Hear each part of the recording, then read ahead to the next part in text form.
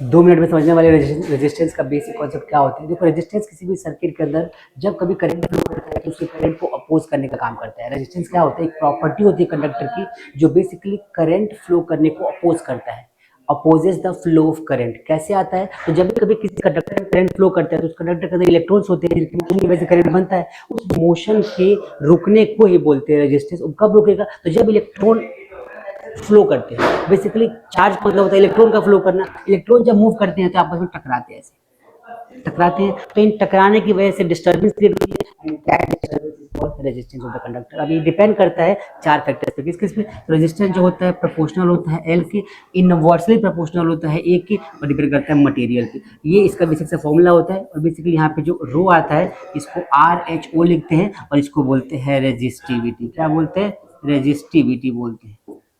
एक important term ध्यान समझना कि अगर लेंथ ज्यादा हुई कंडक्टर की तो उसका रेजिस्टेंस ज्यादा होगा, लेंथ कम होगा रेजिस्टेंस कम होगा। अगर किसी रेजिस्टेंस, किसी वायर को हमने किसी वायर को स्ट्रेच करके डबल कर दिया, एक ही वायर तक खींच के डबल कर दिया, तो उसका जो नया आर बनेगा वो हो जाएगा 4R। आर वाला जो पहले वाला आर है, यहाँ पर जो आ रहा है वो पहले वाला आर होगा और ये 4 टाइम्स मल्टीप्लाई हो जाएगा। अगर किसी वायर को हमने बैंड कर दिया, तो कोई वायर हमें गिवन था, हमने उसको बैंड करके छोटा कर दिया, हाफ कर दिया, तो उसका जो आर डैश होगा मतलब नया आर बनेगा वो पहले वाले आर का 4 टाइम्स कम हो जाएगा, तो आर बाई 4। ये हमारा basic concept for the resistance. Resistance का एस आई यूनिट होता है ओम, और ओम को हम ऐसे लिखते हैं। आई बात समझ में। ऐसे इंटरेस्टिंग वीडियोस के लिए फॉलो करिए अरविंद सर आर्ट अकेडमी को। मिलता है अगले क्लास में, तब तक take care, bye bye, good night.